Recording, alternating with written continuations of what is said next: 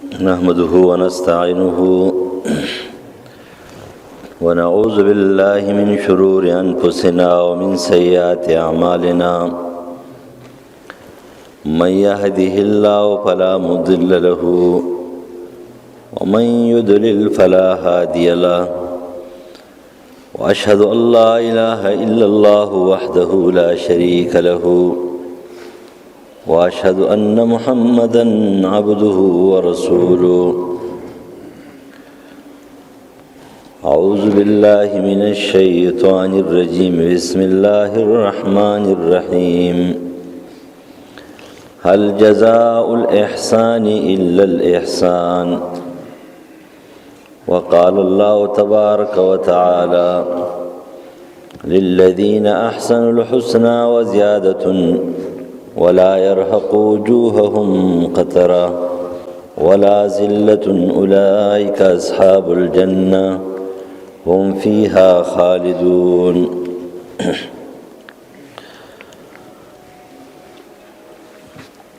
هل جزاء الإحسان إلا الإحسان بدل د نیکی او د احسان نه دی مگر احسان او ښېګړه ده. سورة رحمان آیت نمبر 10. للذین احسنوا الحسنى دا کسان د پاره چې هغه نیکی کوي ښېګړه کوي د ده لپاره جنت دی. وزیادت او دیدار د الله تعالی دی د قیامت په ورځ په جنت کې او نه به خیږي په مخونو د دوی باندې توروالی او ذلت او رسوایي. د دې صفتونو مالکان جنتیان دي دوی په دې کې همیشه. سورة یونس آیت نمبر 26. احسان ښېګړې ته وایي چې د دې مختلف انواع او اقسام دي. اولنې احسان فی العبادت، په عبادت او بندګۍ کې احسان او ښېګړه څه ته وایي؟ نو حدیث جبریل له په حدیث جبریل کې چې کله جبریل علیه السلام د انسان او د بشر په شکل باندې راغی، صحیح بخاری او مسلم روایت دي، او د نبی علیه السلام نه تپوسونه کول د ایمان او د اسلام. نو پای کې تپوسو کو د احسان چې مل احسان، احسان څه ته وایي؟ په عبادت کې احسان څه ته وایي؟ ښېګړه څه ته وایي؟ نیکي څه ته وایي؟ نو نبی علیہ السلام ته جواب کړل ان تعبد الله کأنک تراه فإن لم تكن تراه فإنه يراك. احسان په عبادت دي ته ویل کېږي چې ته د الله داسې بندګي کې لکه ته چې الله ته ګورې، او کنه داسې کې دومره ګمان او سوچ ته برابري چې الله ما ته ګوري. د دې نه چې علاوه شي دغه عبادت نه دی. سړی په مانځه ولاړلی او چې دی په مانځه ولاړلی د دې څه بندګي کوي، دومره متوجه دی چې دی په خپل سوچ کې وایي چې زه الله ته ګورم، او د خالق مخې ته او د مالک او د رازق او د رب مخې ته سړی ولاړي. د هغه بندګي په کومې طریقه باندې وي چې سړی وایي زه ته ګورم، نو بیا خو د رب نه سړی توجه اخوا دې خوا نه اړوي. دا رټول اعلی مرتبه د عبادت ده. دا رټول اوچت احسان په عبادت کې دی چې سړی د الله بندګي کوي په داسې طریقه باندې ته الله ته ګورم، او که داسې دومره سوچ نه برابرېږي نو بیا عبادت په داسې طریقه کوي چې الله ما ته ګوري. زه د الله د نظر نه پناه نه یم، زه د الله د توجه نه پناه نه یم، زه د الله په نظر کې یم، زه د الله په توجه کې یم. الله ما ته ګوري، مالک او خالق رب الکائنات چې کوم دی هغه ما ته ګوري او زه لګیا یم په خپل مانځه کې غافل یم. موز کې بل طرف ته ګورم، شیطان زمانه چې کوم دی نو موز شیطان زمانه موز چې دی نو اخوا دې خوا اړوي یو طرف ته بل طرف ته، او زما موز ګډوډ کوي. نو چې داسې تصور پکې برابر رہی دا عبادت نه دی وجه زموږ په عبادت کې روح نشته دا غي وجه دا رہی دا دوه سوچونه او دا دوه تصورات پکې نشته رہی نو موږ داسې بندگی کوو چې موږ وورو چې وایو چې الله ته زګورم او نو موږ داسې بندگی کوو چې الله موږ ته ګوري زه د الله د نظر نه پناه نه زه د الله په نظر کې د الله په توجه کې کله چې داسې بندگی شي بیا هغه بندگی ده هغه بندگی مقبوله ده هغه الله ته چې کومه مطلوبه بندگی ده دې ته لکه احسان په عبادت چې موږ د الله بندگی په داسې طریقه باندې وکړو چې بندگی جوړ شي عبادت جوړ شي او کدا سي تصور او سوچ سره نشي برابرولې نو دا عبادت دې په شي زما په عبادت کې کمزوري ده ما په اندرون کې فرق ده زما په بیرون کې فرق ده زما د عبادت په کولو کې به طریقه کې فرق ده که زما اندرون بیرون برابر وي نو زما توجه برابر دویم نمبر ده احسان په عمل په اعمالو کې احسان کول اعمالو کې احسان دې ته ویل کېږي چې عمل د شریعت مطابق کول یو سړی دی هغه یو عمل کوي خو لیکن هغه عبادت ته شکل کې دته عبادت کوي خو هغه بدعت ته اوس دغه بدعت دی او ته عبادت ته نو دا احسان په عمل نه دی دا بدعت ته دا الله ته مقبول نه دی دا مردود دی د دیو قرآن مجید کې الله فرمایي سورۃ بقره کې بلا من اسلم وجهه لله ومحسن یو سړی دی هغه مسلمان دی ځان تابع کړی دی محسن دی معنا دار دی د اعمال د شریعت موافق دي د شریعت مطابق زندگی د دیو صحابه چې ناول بدعات ډېر لري عبد الله ابن عمر رضی الله عنه یو ځل بصره کې د بصره جامع مسجد تراغه نو په جمعات کې اقامت چې نه هغه وشو او یو سړی اعلان وکړ جمع ولاړه ده لکه تاسو چې دلته عام خلک چې نو سو کلتی ناسي ډډې لګولي او د دې اقامت شروع شي او بار هغه خلک یې جمع وځي د پاسه دا بدعت ده هغه ولګېدل او د جمعات دروازې نه واپس لاړو ولا بدعتيان دي دا بدعتيان دي سره مونږ ټیک نه ده ځکه چې د بار د پار اعلان اذان ده د بار خلکو ته اعلان اذان دی او د مانځه د ودرېدو د پار اعلان اقامت ده دا خبره سړی وده ده نو وده سړی را پاسول د ټیک دی نبی عليه السلام را پاسول سنت ته بیا نبی عليه السلام په جمعات تراغه اصحاب صفه به ودو ناغه به خپل ولدات په خپل مبارک وړه قوله پاسي مانځه ټیم دی نو یو سړی ودره هغه پاسول دا فدی کې نه دی یو سړی یې خناس دی په جمعات کې یو طرف ته بل طرف ته توجه او ځان غافل کړی دی نو طریقه خدای را چې تراشه اولنی سب تراشه په اولنی سب کې کېنه بیا دریم سب دې چې کېنه نو بس اقامت شروع شي د پاسه نا ورته الله بدعي بدعات او رسومات نه اورې ځان ساتو د شرکیاتونه صحابه ډېر پاګو دا بدعات او رسومات دای نه منل لکه امام اوس په یو طرف باندې راتاویږي په خی طرف باندې بس ګس طرف ته رسنه توجه نه کوي دا بدعت ته په یو جانب باندې با عبد الله بن مسعود رضی شیطان له سمجھ وړو صحیح بخاری حدیث ده نبی علیہ السلام اکثر په ګس طرف باندې راتاوي دو بیا وروسته چې کومه ده سو کسانو بدی کی خبره و چې نبی علیہ السلام خی طرف ته ډیر راتاوي دو که ګس طرف ته ډیر راتاوي دو نو چې کله دوی لاړه جمعه ته مسجد نبوي ته نو چې په مسجد نبوي کې وخت له نبی علیہ السلام دراګرځېدو ګس طرف ته نه خېډې دی پاغه دیوال باندې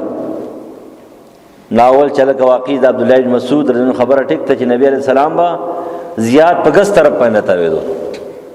دا امامان نه راتاويږي مونږ راتاويږو به ګس طرف باندې کنه کله خیته نه راتاويږو لیکن اکثریت ګس طرف راتاويږو زما د خپل عادت ته چې د 15 منځونه پرله پسې امامتي کوم نو زه په یو دو منځونو کې خی طرف ته نه بدریو کې ګس طرف ته تاويږم بیا به کله مخامخ کېنی ځان د بدعاتونو ساتي په یو جانب باندې به اړه نه جوړي هغه صحابه چې هغه د بدعاتونو ځان به ساتلو نو احسان په عمل دې ته ویل کېږي چې خپل عمل دا د سنت مطابق کا د شریعت مطابق کا. کله چې عمل د سنت مطابق نه وي دې ته بیا بدعت ویل کېږي. ډېر اعمال خلک کوي لیکن هغه دي بدعت، شکل د عبادت ته دا نه چې شکل د عبادت نه لري. او د جمعې په ورځ باندې خیرات کول په مړي پسې شکل د عبادت نه لري. خیرات ته کنه جمعې ورځ هم بهتره ده او د الله د پاره چې کنه په مړي پسې خیرات کول هم بهتر دي. نو دا جمعې ولی بدعت ده؟ دا جمعه ځکه بدعت ده د پیغمبر نه پکې سنت نشتی. دا تعین پکې ټیک نه دی. او که فرض که څوک تعین نه کوي کده جمعې په ورځ بیا کوي کده هفته په ورځ کوي کده اتوار په ورځ کوي دا خپل عقیده په دې پويږي چې کله د اخرات جمعې په ورځ کوم او کده د هفته په ورځ کوم او کده اتوار په ورځ کوم الله یې قبلې به ان شاء الله. نو کدی بیا جمعې په ورځ باندې په مړي به خیرات وکړي نه ګناګار نه دی. خو کله دا عقیده دا وی چې دا جمعه د پیغمبر نه ثابت را او دا سنت طریقه ده او د جمعې په ورځ پسې خیرات ونه کې جمعه پسې ونه کې نو مړ دې لاړو غرق شو. کله هفته په ورځ پسې خیرات وکړو نو دا نه قبلېږي. خو د جمعې په ورځ باندې خامخا به کې بیا به څلوېښتمه خامخا کې بیا به کال پسې کې خامخا کې دا بدعت دي او شکل د عبادت دی نه وګورئ. لیکن که فرض کدار سنت مطابق شي نو هم خیرات شو هم صدقه شو هم عبادت شو او مقبول شو ان شاء الله. عبادت د دې وجه نه د بدعات او رسوماتو نه بزان ساتي. هر عمل چې کې پای کې باور سنت ګوري. سنت زه چې کوم عمل کوم اداره سنت مطابق دی او کدار سنت مطابق نه دی. که فرض کا غټ سړی دی او یو عمل کې د سنت مطابق نه دی نو دې ته بدعت وایي. خکار سنت نه لري. د پیغمبر د کار مطابق کار کول سنت دي. لکه فرض کې سړی وایي چې لکه راشه زه خو په دې مانځه کې ولاړ یم نو په دې رکوع کې سړی سورۃ اخلاص ویل دا ګناه ده. سبحان ربی العظیم او سبحان ربی الاعلی نه سورۃ اخلاص ډیر اوچت ده. سبحان ربی الاعلی سبحان ربی العظیم په سجده او رکوع کې ته د دې نه سورۃ اخلاص ډیر اوچت ده او د قران مجید هغه سورۃ ته چې د لسو سپارو برابر ده. او سبحان ربی العظیم خو دې نه هغه د قران د یو آیات هم برابر نه ده. د یو آیات هم برابر نه ده. یا سبحان ربی الاعلی د قران مجید د یو آیات هم برابر نه ده. اوس یو سړی ویل چې لکه زه په دې رکوع کې سورۃ اخلاص درې ځله وایم او په دې سجده کې سورۃ اخلاص درې ځله وایم او په دې قاعده کې چې کنه تشهود نه سورۃ اخلاص غوړه ده دا پکې وایم دا پکې غوړه دي کنه. یا د الله اکبر په ځای باندې سورۃ اخلاص هم دا غوړه دي دا وایم نو مونږ ونه شو بلکې الټا ګناګار شو جهنمی شو بدعتي شو. ولی ځکه دا کار د سنت مطابق ونه کو. پیغمبر چې کومه طریقه خو درې وا هغه طریقه د بدل کړه د خپل خبرې ته یو نیک خبره ویله او د پیغمبر خبرې ته نیمګړی نعوذ بالله خبره ویله. دې ته سوال کې دې ته بدعت وایي. د بدعت شکل چې کومه دا ګناه نه دی. د بدعت شکل په دین کې نوې خبره جوړول شکل به د عبادتي. و دعا کول دا ډېر ښه کار دی کنه. دعا مخ العبادت دی. الدعاء هو العبادت. دعا عبادت ده. هر ټیم دعا کوه ځان له فرضونه وروسته دعا کوه د نفل نه وروسته دعا کوه ماسخوتنې کوه د شپې کوه د ورځې کوه په مانځه کې دننه کوه مانځه نه بهر کوه ته هېڅ چا نه منې کړی. لیکن که فرض کوه سړی وایي چې ته به خامخا کې درې ځله به کې دوه ځله به کې یو ځل به کې خامخا به کې او چې کله پرېږدې نو ته ځان ته مجرم وې هغوی ته مجرم وې او هغه کار د پیغمبر نه ثابت نه دی نو لهذا دې ته بدعت وایي. او که فرض کا کار د پیغمبر نه ثابت وي شاذ و نادر کله کله او کله کله تکي او کله پرې دی بیا بدعت نه لري. ته ضروری نه وي یو مجبوری راشي یو مسله راشي خلک کوئی چاته جره چې زما یو مشکل له مونږ لګه دعا وکي نو وکړه ته دعا د څه ګناه نه ده.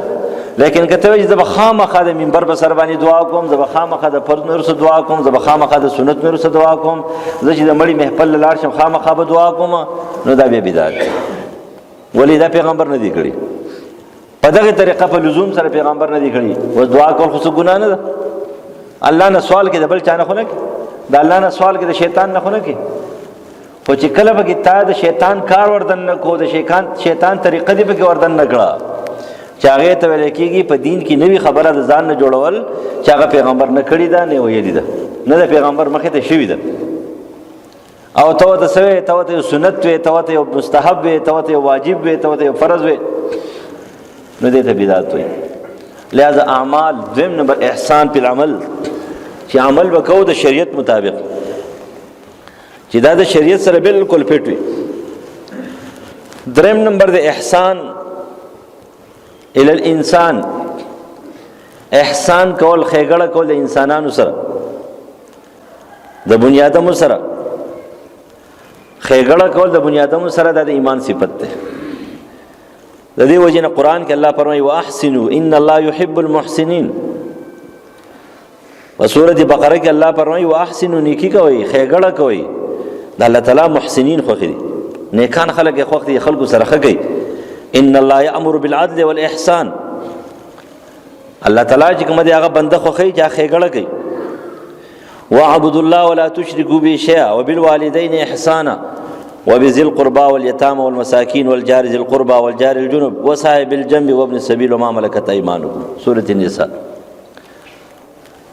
د مؤمن صفت دار چې دی به ښېګړه کوي د مور پلار سره، د رشتہ دارانو سره، د یتیمانو مساکینو سره، د گاونډیانو سره چې هغه رشتہ داران یا پسند وي، د اړخ مرګري سره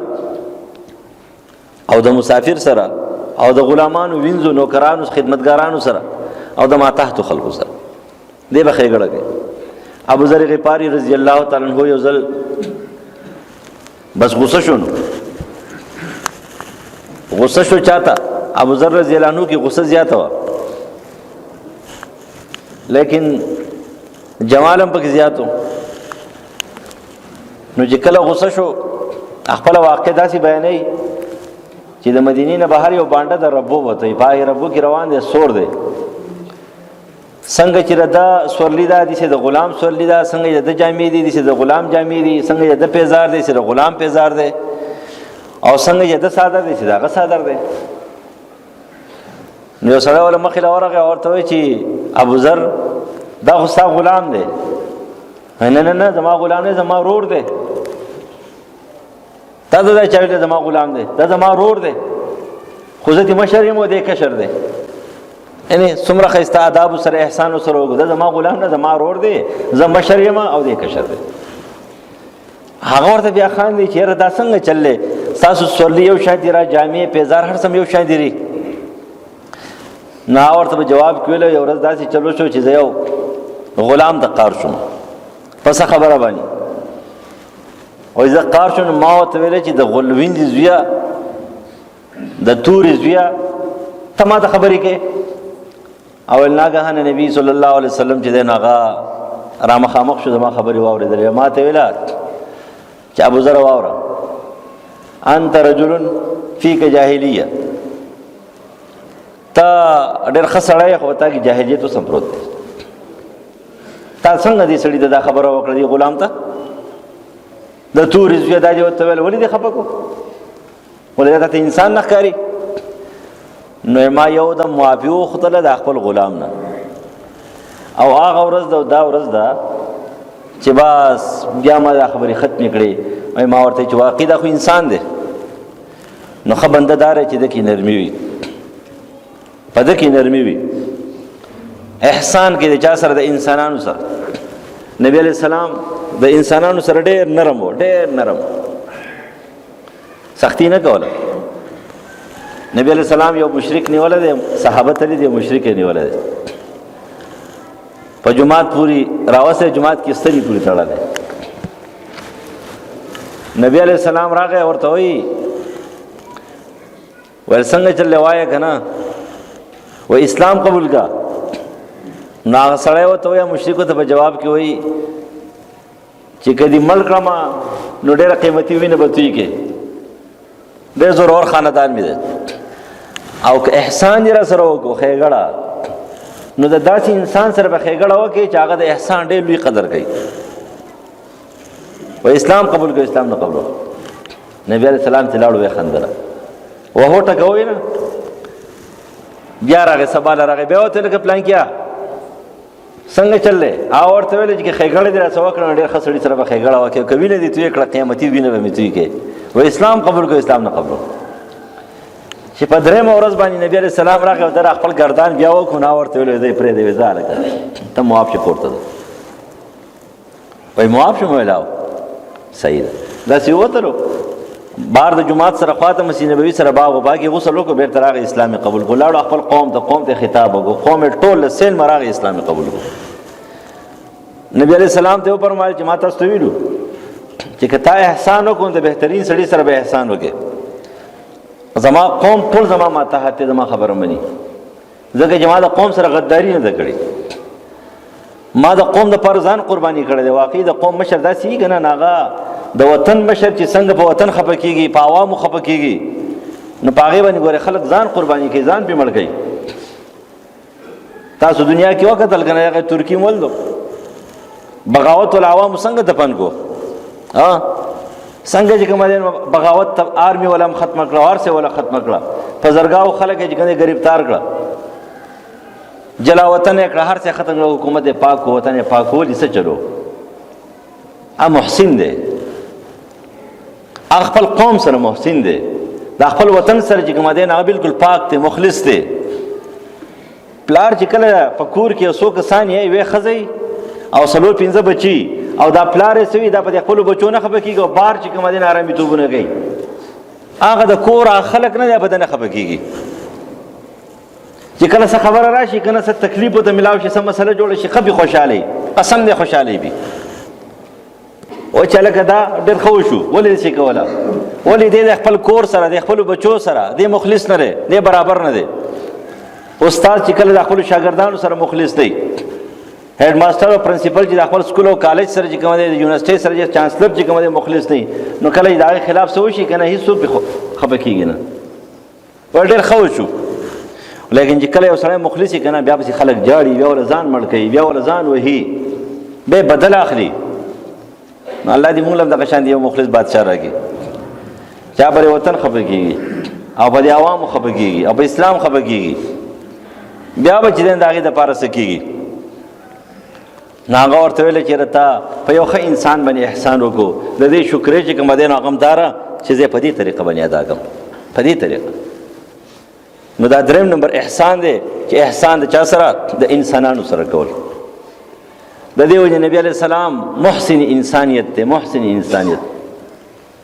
بلکې محسنیت یوازې انسانیت سره داغه نه دی د ټولو مخلوقات سره دی څنګه چې د انسانانو سره د خېګړې کول حکم کړی دی دغه شان د زناور سره د خېګړې کول حکم کړی دی وما ارسلناک الا رحمتا للعالمین په نبی علیہ السلام کې نرمي تاسو ته پته نبی علیہ السلام کې څومره طاقت و لکه بعضی خلک بداوي لکه نن سبا چې لکه دا پلانکې کمزور دی ځکه نرمي کوي دا پلانکې کمزور دی دا ځکه نرمي کوي نه داسې خلک تیر شوی دی ځان ته سویلا نبی علیہ السلام کې څومره زور او طاقت و انس ابن مالک رضی الله عنه حدیث ده نبی علیہ السلام مبارک چې د خپل بیبيانو سره ملاو شو نو چاته پوسو کو چې جناب نبی علیہ السلام خو یو لس بیبيانی وینه آزادې دوه وینځي ول چاو دومره لوی طاقت تاغه سره هغه ورته ویل تاسو معاذ ابن جبل رضی الله عنه حدیث ته د انس ابن مالک چې مونږ به ویلا بلکې دا یو روایت ته چې د یو پیغمبر له الله طاقت ورکړی د دیر شو یا د سلويختو جنتیانو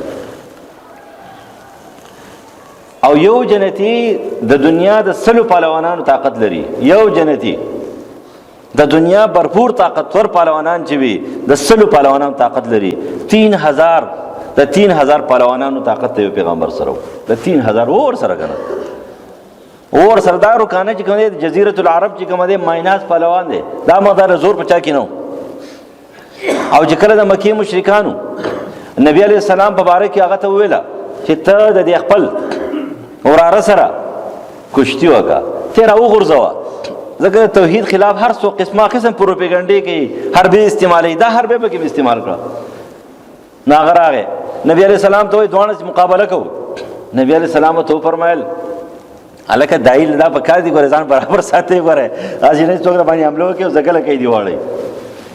ځان خپل بوته مضبوطی یا چې نه چې توې چې خو مولا او قاری سره جګړې نه ما او چې سره سره جګړه کېته بوزل بیا نه کې جګړه خشه نه ده او چې کله دعوت او توحید په مقابله کې سره راتلو د خلیه درشنی علماء ته نبی علیہ السلام ورته ویل چې طرفه غلاره کې نه بلاندې پروته تا زما زور نه دلدله هغه ورته بیا وویله نبی علیه السلام په قلاره شه مراسیل د ابو داود کې 3 ځله راچولې دي او د ابو داود په روایت کې دا چې یو ځل راچولې نا ورته ویل چې خنو صحیح شو کمیرا وګرځولې اسلام په قبله ناغه ورته ویل د مکی مشرکانو ته بيزي ویلې چې موږ بشماره دیر شه سرویخ بيزي بدل کو هغه ورته بیا وګورو په قلاره کې نه خدای نه قلاره او چې راغې نو دې بیا خبرې دونه په خپل بیان کوي زه دین خبرم نو شوم چې څنګه اوچت کړم او څنګه یې خو دې ما دا څنګه زور دی دومره لوی طاقت استاد ول لوګنا دومره لوی طاقت په نبی عليه السلام کې دی لیکن هغه د انسانیت سره څومره نرم دی څومره عاجزي کوي محسن انسانیتو تا سره د الله تعالی خوخته چې د انسانانو سره سکه نرمي کوي دانه چې ته عاجز دی خالد بن ولید رضی الله عنه څومره زور اور وګورئ کنه خو چې کله بیت المقدس فتح شو او حضرت عمر فاروق لاړو خطبه ویلا داغه نه پس واپس راغې نو د خالد رضی الله عنه د معذور کولو